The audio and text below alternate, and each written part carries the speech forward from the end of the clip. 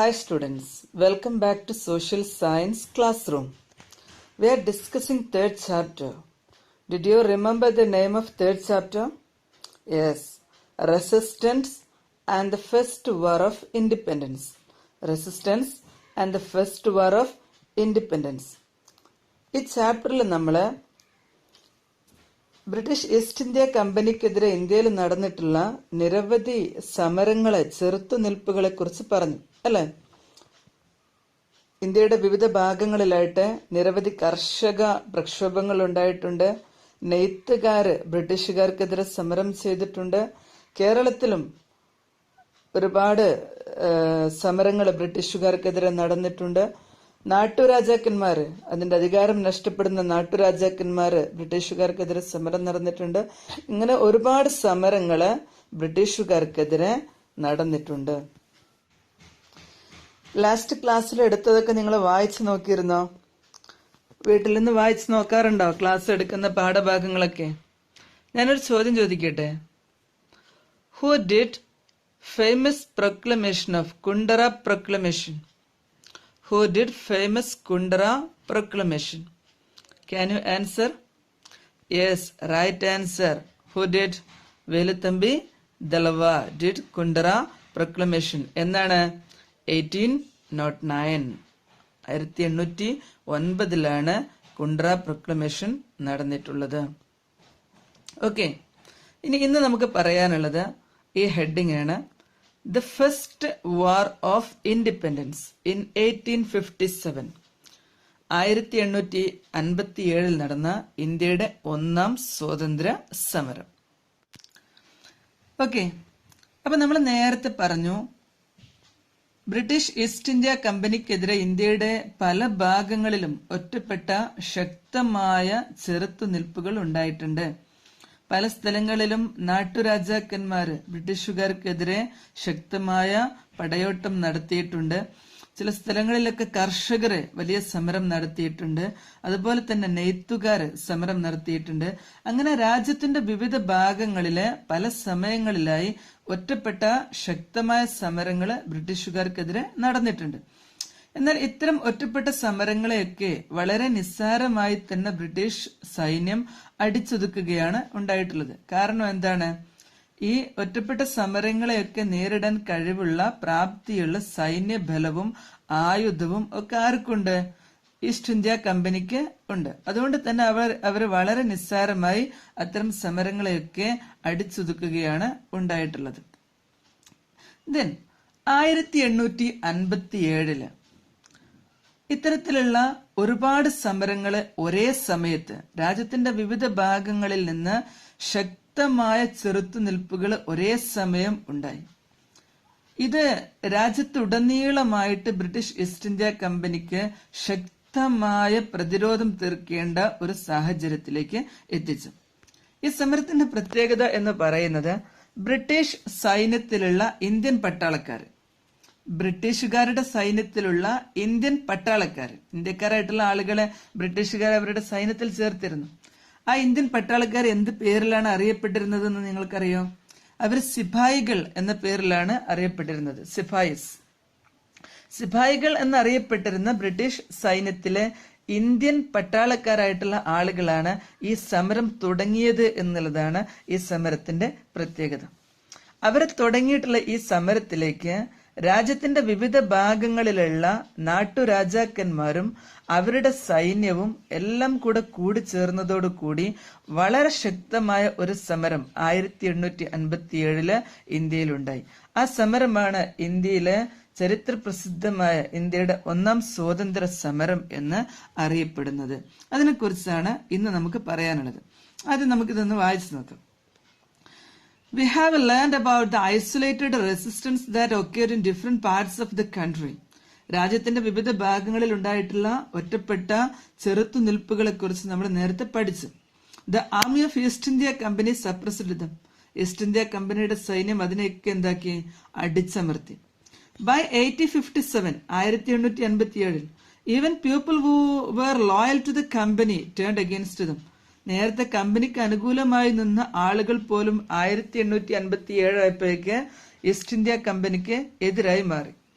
The Indian soldiers in British Army, sepoys, British സൈന്യത്തിലുള്ള Indian പട്ടാളക്കാർ അവരെന്ത് പേരിലാണ് അറിയപ്പെട്ടിരുന്നത്? സിപ്പായിസ്. And the kings who lost their hereditary rights as per the doctrine of Labse. എന്താണ്? ദത്തവകാശ നിരോധന നിയമത്തിലൂടെ രാജ്യാധികാരം നഷ്ടപ്പെട്ട രാജാക്കന്മാര്, നാട്ടുരാജാക്കന്മാര്, were main leaders of revolt. അവരൊക്കെയാണ് ഈ വിപ്ലവത്തിന്റെ, ഈ ലഹളയുടെ പ്രധാനപ്പെട്ട നേതാക്കന്മാർ. അപ്പൊ ആരൊക്കെയാണ് ഒന്നാം സ്വാതന്ത്ര്യ സമരം നയിച്ചിരുന്നത്? ബ്രിട്ടീഷ് സൈന്യത്തിലുണ്ടായിരുന്ന ഇന്ത്യൻ പട്ടാളക്കാര്, അതുപോലെ തന്നെ ദത്തവകാശ നിരോധന നിയമത്തിലൂടെ അഥവാ ഡോക്ട്രിൻ ഓഫ് ലാബ്സയിലൂടെ അധികാരം നഷ്ടപ്പെട്ട നാട്ടുരാജാക്കന്മാര്, അവരൊക്കെയാണ് ഇന്ത്യയിലെ ഒന്നാം സ്വാതന്ത്ര്യ സമരത്തില് മുന്നിൽ നിന്ന് നയിച്ചിരുന്നത്. ഇനി നമുക്ക് ബ്രിട്ടീഷ് സൈന്യത്തിലുണ്ടായിരുന്ന ഇന്ത്യൻ സിപ്പായിമാരുടെ സ്ഥിതി എന്തായിരുന്നു എന്ന് നോക്കാം. ബ്രിട്ടീഷ് സൈന്യത്തിലെ ഇന്ത്യൻ പട്ടാളക്കാരാണ് സിപ്പായിമാർ. അവരുടെ സ്ഥിതി എന്തായിരുന്നു എന്ന് നോക്കാം. നമുക്കിതൊന്ന് വായിച്ചു നോക്കാം. The living condition of sepoys were miserable. സിപ്പായിമാരുടെ ജീവിത സാഹചര്യങ്ങൾ എന്തായിരുന്നു? വളരെ ദയനീയമായിരുന്നു. They had to lead a hard life. വളരെ കഠിനമായ ഒരു ജീവിതമാണ് അവർ നയിക്കേണ്ടിയിരുന്നത്. The sepoys were disappointed with the following condition. താഴെ പറയുന്ന ചില ഘടകങ്ങൾ കൊണ്ട് സിപ്പായിമാർ എന്തായിരുന്നു? വളരെയധികം നിരാശരായിരുന്നു. അപ്പൊ നേരത്തെ നമ്മൾ പറഞ്ഞു, ഒന്നാം സ്വാതന്ത്ര്യ സമരം, first war of independence start with sepoys, അല്ലെ? അവരുടെ അവസ്ഥ എന്തായിരുന്നു എന്നുള്ളതാണ് നമ്മൾ പറയുന്നത്. ഈ പറയുന്ന ഘടകങ്ങൾ കൊണ്ടൊക്കെ അവരുടെ ജീവിതം വളരെ കഷ്ടമായിരുന്നു. എന്താണ്? മീഗർ വേജസ്, വളരെ തുച്ഛമായ കൂലിയാണ് അവർക്ക് കിട്ടിയിരുന്നത്. പ്രൊലോങ്ഡ് വർക്കിംഗ് അവേഴ്സ്, ഒരുപാട് സമയം ജോലി ചെയ്യണം, അല്ലെ? നമ്മൾ 24 മണിക്കൂറും ജോലി ചെയ്യാന്നൊക്കെ പറയില്ലേ, അതുപോലെ വിശ്രമമില്ലാതെ ഒരുപാട് സമയം ജോലി ചെയ്യണം. ഡിനൈങ് ലീവ് എടുക്കാൻ അവരെ അനുവദിച്ചിരുന്നില്ല. Slave like treatment by superior officer, അവരുടെ മേലുദ്യോഗസ്ഥന്മാര്, ബ്രിട്ടീഷുകാരായിട്ടുള്ള മേലുദ്യോഗസ്ഥന്മാർ അവരെ എങ്ങനെയാണ് പരിഗണിച്ചത്? സ്ലേവ് ആയിട്ടാണ്, അടിമകളെ പോലെയാണ് ഇന്ത്യൻ പട്ടാളക്കാരെ ബ്രിട്ടീഷ് സൈന്യത്തില് പരിഗണിച്ചിട്ടുള്ളത്. പുവർ ക്വാളിറ്റി ഓഫ് ഫുഡ്, വളരെ മോശം ഭക്ഷണമാണ് അവർക്ക് കൊടുത്തിരുന്നത്. അപ്പൊ ബ്രിട്ടീഷ് സൈന്യത്തിലെ ഇന്ത്യൻ പട്ടാളക്കാരുടെ സ്ഥിതിയാണ് പറയുന്നത്. ബ്രിട്ടീഷ് സൈന്യത്തിലെ ഇന്ത്യൻ പട്ടാളക്കാർക്ക് തുച്ഛമായ വേതനം കിട്ടിയിരുന്നുള്ളൂ. ഒരുപാട് ദീർഘസമയം അവർക്ക് ജോലി ചെയ്യേണ്ടിയിരുന്നു. അവരെ ലീവ് എടുക്കാൻ അനുവദിച്ചിരുന്നില്ല. അതുപോലെ തന്നെ അടിമകളെ പോലെയാണ് അവരെ പരിഗണിച്ചിരുന്നത്. മറ്റൊന്നെന്താണ്? വളരെ മോശം ഭക്ഷണമാണ് അവർക്ക് നൽകിയിരുന്നത്. ഇങ്ങനെയൊക്കെയുള്ളത് കൊണ്ട് സിപ്പായിമാരുടെ ജീവിതം എന്തായിരുന്നു? മിസറബിൾ, വളരെ ദയനീയമായ ഒരു അവസ്ഥയിലാണ് അവർ ജീവിച്ചു പോന്നിരുന്നത്. അങ്ങനെ അവര് വളരെ കഷ്ടപ്പെട്ട് ബ്രിട്ടീഷുകാരുടെ അട്ടും തുപ്പുമൊക്കെ സഹിച്ച് വളരെ കഷ്ടപ്പെട്ട് അവരുടെ ജീവിതം മുന്നോട്ട് കൊണ്ടുപോയിക്കൊണ്ടിരിക്കുന്ന സമയത്താണ് പുതിയൊരു സംഭവം ഉണ്ടായത്. എന്താണ് സംഭവം എന്ന് നിങ്ങൾ കേട്ടിട്ടുണ്ടോ? നമുക്കിത് വായിച്ചു നോക്കാം. ആ സംഭവം എന്താന്ന് നോക്കാം. In this contest the company supplied a new type of Enfield rifle to the sepoys. ഈ സമയത്ത് നമ്മുടെ ഇന്ത്യൻ പട്ടാളക്കാർക്ക് ഉപയോഗിക്കാൻ വേണ്ടി ഒരു പുതിയ തോക്ക് കമ്പനി എത്തിച്ചു കൊടുത്തു. There was a rumor that cartridges to be used in this gun were greased with the fat of cows and pigs. ഈ തോക്കിൽ ഉപയോഗിക്കുന്ന വെടിയുണ്ടകള് എന്തുപയോഗിച്ച് നിർമ്മിച്ചതാണ്? പന്നിയുടെയും പശുവിന്റെയും നെയ്യ് ഉപയോഗിച്ച് നിർമ്മിച്ചതാണ് എന്നുള്ള ഒരു റൂമർ അവിടെ പരന്നു. ആളുകളൊക്കെ ഇങ്ങനെ പറയുന്നു, എന്താണ്? ഈ തോക്കിൽ ഉപയോഗിക്കുന്ന വെടിയുണ്ട എങ്ങനെയുള്ള വെടിയുണ്ടയാണ്? പശുവിന്റെയും പന്നിയുടെയും നെയ്യ് ഉപയോഗിച്ചുകൊണ്ടുണ്ടാക്കിയിട്ടുള്ള വെടിയുണ്ടയാണ്. പശുവിന്റെ നെയ്യ് അത് ഹിന്ദുക്കൾക്ക് നിഷിദ്ധമാണ്. കാരണം എന്താണ്? പശു അവരാരാധിക്കുന്ന ഒരു മൃഗം കൂടിയാണ്. അതുപോലെ തന്നെ പന്നിയുടെ നെയ്യ് മുസ്ലിങ്ങൾക്ക് എന്താണ്? മുസ്ലിങ്ങൾക്ക് നിഷിദ്ധമാണ്. അപ്പം ഹിന്ദുക്കളായ പട്ടാളക്കാർക്കും മുസ്ലിങ്ങളായ പട്ടാളക്കാർക്കും ഒരുപോലെ വേദന ഉണ്ടാക്കിയതാണ് എന്ത്? ഇത്തരത്തിലുള്ള കാർട്രിഡ്ജസ് ഉപയോഗിക്കാൻ ബ്രിട്ടീഷുകാർ നൽകി എന്നുള്ളത്. അനദർ റൂമർ, മറ്റൊരു റൂമർ ഉണ്ടായിരുന്നു. Was that the bread supplied to the sepoys were made with the wheat flour mixed with the bone powder.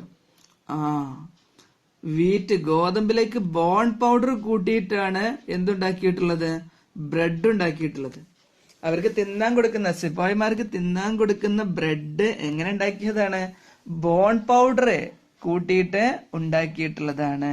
അപ്പൊ ഇത് രണ്ടും കൂടെ ആയതോട് കൂടിയിട്ട് എന്തായി? ഇന്ത്യൻ സൈനികർക്ക് അവരുടെ രോഷം അടക്കി പിടിക്കാൻ കഴിഞ്ഞില്ല. അവരെന്തായി? ബ്രിട്ടീഷുകാർക്കെതിരെ ശക്തമായ സമരത്തിന് അവര് തയ്യാറായി. This provoked them to rebel. Mangal Pandey was the first Indian soldiers to protest. ആദ്യം ബ്രിട്ടീഷുകാർക്കെതിരെ വെടിയുതിർത്തത് ആരാണ്? മംഗൾ പാണ്ഡെയാണ്. മംഗൾ പാണ്ഡെ, ഇന്ത്യൻ പട്ടാളക്കാരനായിരുന്ന മംഗൾ പാണ്ഡെ ബ്രിട്ടീഷുകാർക്കെതിരെ വെടിയുതിർത്തതോട് കൂടിയിട്ട് എന്ത് ആരംഭിച്ചു? ഇന്ത്യയുടെ ഒന്നാം സ്വാതന്ത്ര്യ സമരം ആരംഭിച്ചു. An organized revolt against the military officials started in Meerut. എവിടെയാണ് ഇന്ത്യയുടെ ഒന്നാം സ്വാതന്ത്ര്യ സമരം തുടങ്ങിയത്? പരീക്ഷയ്ക്കൊക്കെ ചോദിക്കും, എവിടെയാണ് ഇന്ത്യയുടെ ഒന്നാം സ്വാതന്ത്ര്യ സമരം തുടങ്ങിയിട്ടുള്ളത്? Where the first independence was started. എവിടെയാണ്? മീററ്റിലാണ് തുടങ്ങിയിട്ടുള്ളത്. മീററ്റിൽ നിന്നാണ് ഇന്ത്യൻ സോൾജേഴ്സ് ഈ സമരം തുടങ്ങിയിട്ടുള്ളത്. An organized revolt against military officials started in Meerut. ബ്രിട്ടീഷുകാരുടെ മിലിറ്ററി ഓഫീഷ്യൽസിനെതിരെയുള്ള ഒരു സംഘടിത വിപ്ലവം എവിടെ തുടങ്ങി? മീററ്റിൽ തുടങ്ങി. Then the soldiers reached Delhi. ഈ സോൾജേഴ്സ് എവിടേക്ക് എത്തി? മീററ്റിൽ നിന്ന് ഡൽഹിയിലേക്ക് എത്തി. ആൻഡ് പ്രൊക്ലൈംഡ്, പ്രഖ്യാപിച്ചു, the last Mughal ruler Bahadur Shah two as the emperor of India. അവർ ഡൽഹിയിലേക്ക് വന്നിട്ട് അവസാനത്തെ മുഗൾ ചക്രവർത്തിയായിരുന്ന ബഹദൂർ ഷയെ ഇന്ത്യയുടെ എംപററായിട്ട്, ഇന്ത്യയുടെ ഭരണാധികാരിയായിട്ട് ആര് പ്രഖ്യാപിച്ചു? ഈ സോൾജേഴ്സ് പ്രഖ്യാപിച്ചു. അപ്പൊ ഇന്ത്യൻ സോൾജേഴ്സ് മീററ്റിൽ വെച്ച് ബ്രിട്ടീഷ് ഒഫീഷ്യൽസിനെതിരെ വെടിയുതിർത്ത് ശക്തമായ വിപ്ലവം ആരംഭിക്കുകയും അവർ ഡൽഹിയിലേക്ക് വന്ന് അവസാനത്തെ മുഗൾ ചക്രവർത്തിയായിട്ടുള്ള ബഹദൂർ ഷയെ ഇന്ത്യയുടെ എംപററായിട്ട് പ്രഖ്യാപിക്കുകയും ചെയ്തു. Then the revolt spread to different parts of North India. വിപ്ലവം നോർത്ത് ഇന്ത്യയുടെ പല ഭാഗങ്ങളിലേക്കും വ്യാപിച്ചു. The rulers of princely state who had lost their power also joined the rebellion. നേരത്തെ നമ്മൾ പറഞ്ഞു, ദത്തവകാശ നിരോധന നിയമത്തിലൂടെയും മറ്റുമൊക്കെ ആയിട്ട് അവകാശം നഷ്ടപ്പെട്ട നാട്ടുരാജാക്കന്മാരൊക്കെ അവരെന്ത് ചെയ്തു? ഈ വിപ്ലവത്തിന്റെ കൂടെ കൂടി. The revolt further spread to Kanpur, Lucknow, Allahabad, Jhansi, Arrah and Faizabad. പിന്നീട് ഈ വിപ്ലവം എവിടേക്കൊക്കെ വ്യാപിച്ചു? കാൻപൂർ, ലക്നൌ, അലഹബാദ്, ജാൻസി, അറ, ഫൈസാബാദ് ഈ സ്ഥലങ്ങളിലേക്കൊക്കെ പിന്നീട് ഈ വിപ്ലവം വ്യാപിച്ചു. ഈ വിപ്ലവത്തിന് നേതൃത്വം കൊടുത്ത ആളുകളുടെയൊക്കെ ഫോട്ടോ ഇവിടെ കൊടുത്തിട്ടുണ്ട് അല്ലെ. ഫസ്റ്റ് മംഗൾ പാണ്ഡെ, അദ്ദേഹമാണിത് തുടങ്ങിയിട്ടുള്ളത്. പിന്നെ ബഹദൂർ ഷാ ടു, മുഗൾ ചക്രവർത്തിയായിരുന്ന ബഹദൂർ ഷയാണ് ഇന്ത്യയുടെ എംപററായിട്ട് പ്രഖ്യാപിച്ചിട്ടുള്ളത്. ദെൻ നാനാ സാഹിബ്, ഝാൻസി റാണി, ബീഗം ഹസ്രത് മഹൽ, താന്തിയ തോപ്പി ഇവരൊക്കെയാണ് എന്തായിട്ടുള്ളത്? ഇന്ത്യയുടെ ഫസ്റ്റ് ഫ്രീഡം സ്ട്രഗിൾ ലീഡ് ചെയ്തിട്ടുള്ളത്. ഇനി നമുക്ക് ഓരോ സ്ഥലങ്ങളിലും ഈ വിപ്ലവത്തെ നയിച്ചത് ആരായിരുന്നു എന്ന് നോക്കാം. Okay. The revolt was led by Nana Sahib and Tantia Tope in Kanpur. കാൻപൂരിലെ വിപ്ലവത്തെ നയിച്ചത് ആരായിരുന്നു? നാനാ സാഹിബും താന്തിയ തോപ്പിയുമായിരുന്നു. റാണി ലക്ഷ്മി ബായി ഇൻ ഝാൻസി. ഝാൻസിയിലെ വിപ്ലവത്തെ നയിച്ചത് ആരായിരുന്നു? റാണി ലക്ഷ്മി ബായി. ഝാൻസി റാണി എന്നറിയപ്പെടുന്ന റാണി ലക്ഷ്മി ബായിയാണ് ഇത് നയിച്ചിട്ടുള്ളത്. ബീഗം ഹസ്രത് മഹൽ ഇൻ ലക്നൌ. ലക്നൌവിൽ വിപ്ലവം നയിച്ചത് ആരായിരുന്നു? ബീഗം ഹസ്രത് മഹൽ ആയിരുന്നു. Maulvi Ahmadullah in Faizabad and Kunwar Singh in Arrah. അല്ലെ, ഫൈസാബാദില് ആരാണ് നയിച്ചത്?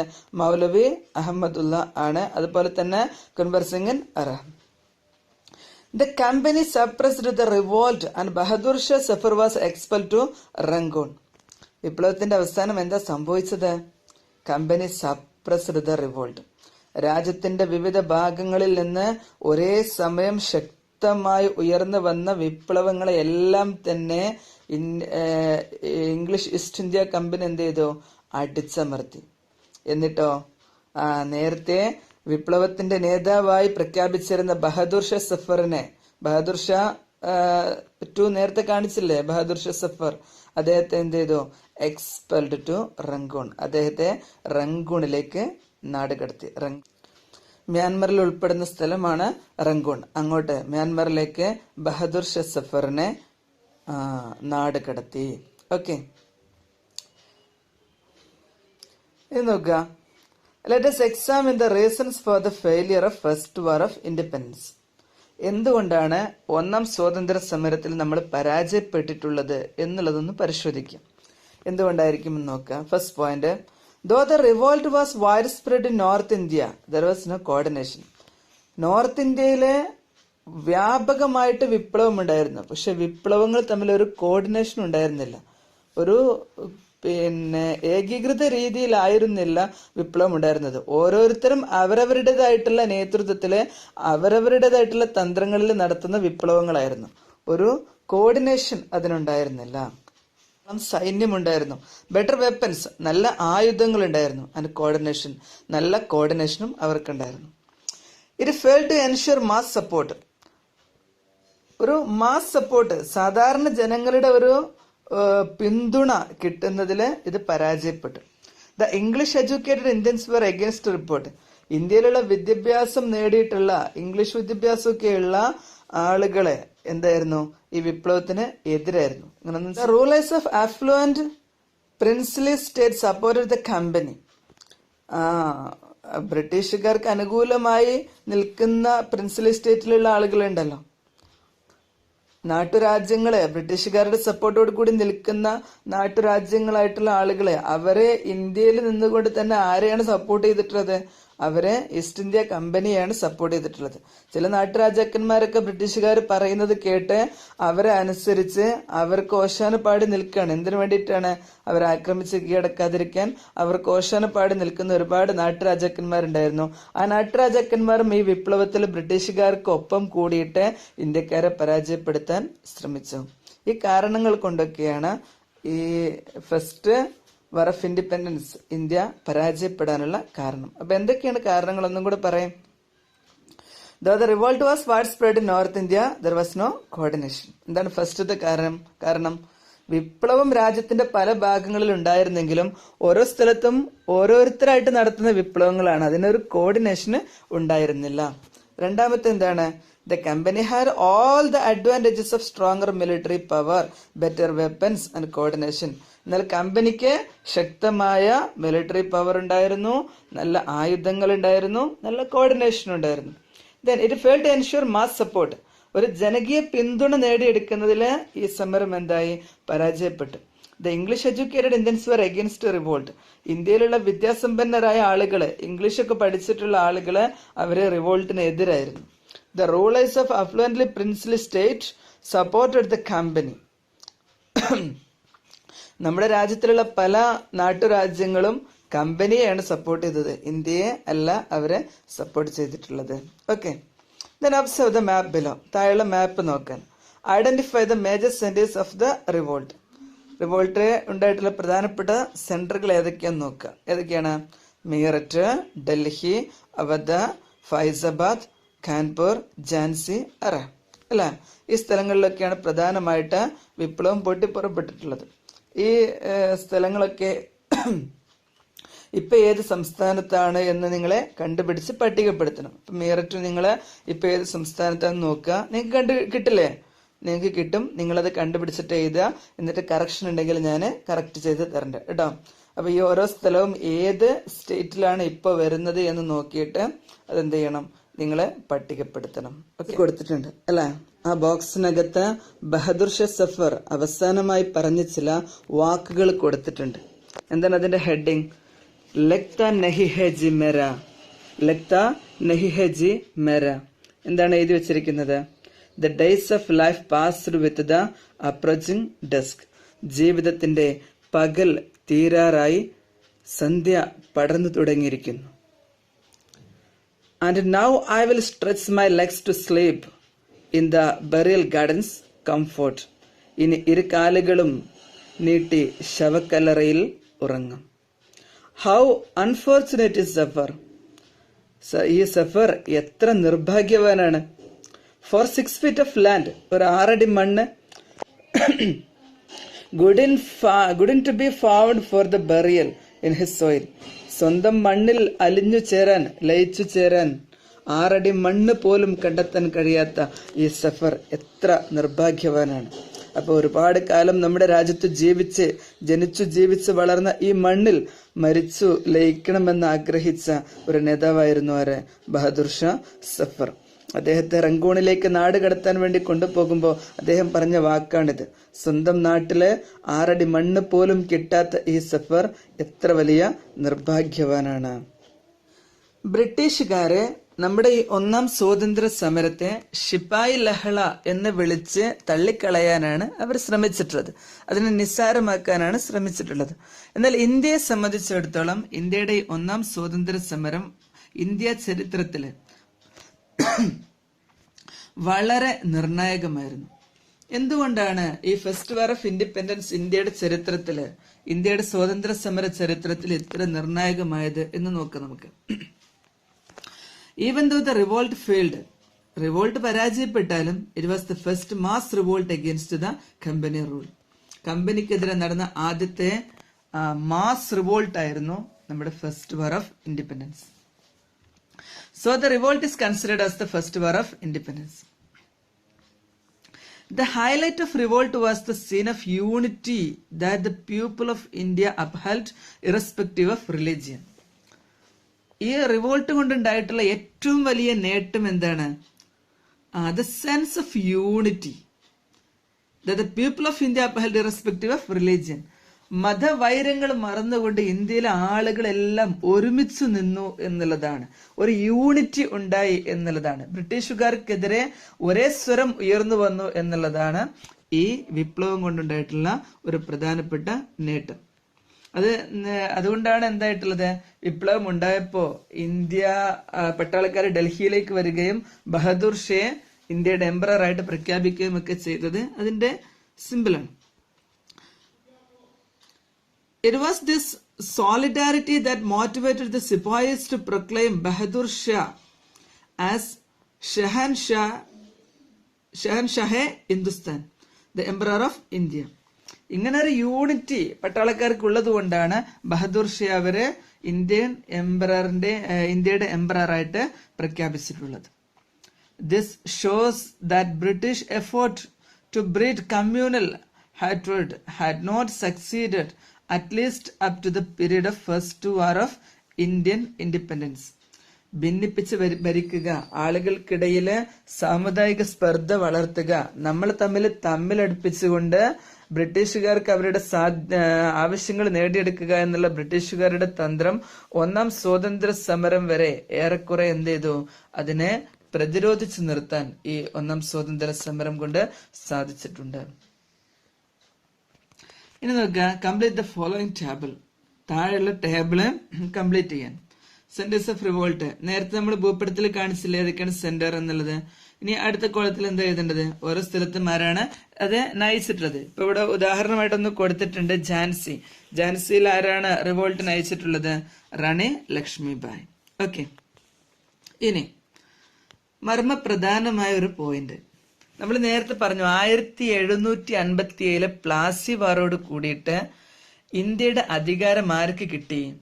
ഇംഗ്ലീഷ് ഈസ്റ്റ് ഇന്ത്യ കമ്പനിക്ക് കിട്ടി. ഏകദേശം ഒരു നൂറ്റാണ്ട് കാലം 1757 മുതൽ 1857 വരെയുള്ള ഒരു നൂറ്റാണ്ട് കാലം ഇംഗ്ലീഷ് ഈസ്റ്റ് ഇന്ത്യ കമ്പനി ഇന്ത്യയെ ആവുന്നത്ര ചൂഷണം ചെയ്തു. ഇന്ത്യയിൽ ഉണ്ടായിട്ടുള്ള പ്രാദേശികമായി ഉണ്ടായിട്ടുള്ള ലഹളകളെയൊക്കെ അടിച്ചമർത്തി. എന്നാൽ 1857 ഇന്ത്യയിലുണ്ടായ ശക്തമായ ഈ ചെറുത്തുനിൽപ്പ് ബ്രിട്ടീഷ് ഈസ്റ്റ് ഇന്ത്യ കമ്പനിയെ കൊണ്ട് ഇനി ഇന്ത്യയിലെ അധികാരം തുടർന്നു കൊണ്ടുപോകാൻ കഴിയില്ല എന്ന് ബ്രിട്ടീഷുകാർ മനസ്സിലാക്കുകയും ഒരു വലിയ തീരുമാനം അവരെടുക്കുകയാണ് ചെയ്തിട്ടുള്ളത്. ആ തീരുമാനം എന്താന്ന് നോക്കാം. എന്താണ്? The reign of the queen. അവിടുന്ന് അങ്ങോട്ട് പിന്നെ രാജ്ഞിയുടെ ഭരണമാണ്, ഈസ്റ്റ് ഇന്ത്യ കമ്പനിയല്ല. The first war of Indian independence in 1857 brought many administrative changes in India. 1857 1ാം സ്വാതന്ത്ര്യ സമരം ഇന്ത്യയിലെ ഒരുപാട് ഭരണതലത്തിൽ ഒരുപാട് മാറ്റങ്ങൾ ഉണ്ടാക്കി. എന്താണ് മാറ്റം? The rule of English East India Company came to an end. East India കമ്പനിയുടെ ഭരണം അവസാനിച്ചു. With the queen's proclamation in 1858. 1858 രാജ്ഞിയുടെ പ്രഖ്യാപനം വന്നു. എന്താണ്? ഇംഗ്ലീഷ് ഈസ്റ്റ് ഇന്ത്യ കമ്പനിയുടെ ഭരണം ഇന്ത്യയിൽ അവസാനിച്ചിരിക്കുന്നു. ഇനി ആരാണ് ഭരിക്കുന്നത്? India came under the direct rule of British King. India British രാജ്ഞിയുടെ നേരിട്ടുള്ള ഭരണത്തിന് കീഴിൽ, അഥവാ ബ്രിട്ടീഷ് പാർലമെന്റിൽ നിന്ന് തീരുമാനിക്കുന്ന കാര്യങ്ങളാണ് ഇനി ഇന്ത്യയുടെ നിയമം എന്നുള്ള രീതിയിലേക്ക് ഇന്ത്യ പൂർണ്ണമായും ബ്രിട്ടീഷുകാരുടെ ഒരു കോളനിയായിട്ട് മാറി എന്നുള്ളതാണ് ഒന്നാം സ്വാതന്ത്ര്യ സമരത്തിന് ശേഷം ഉണ്ടായിട്ടുള്ള അഡ്മിനിസ്ട്രേറ്റീവ് ചേഞ്ച്.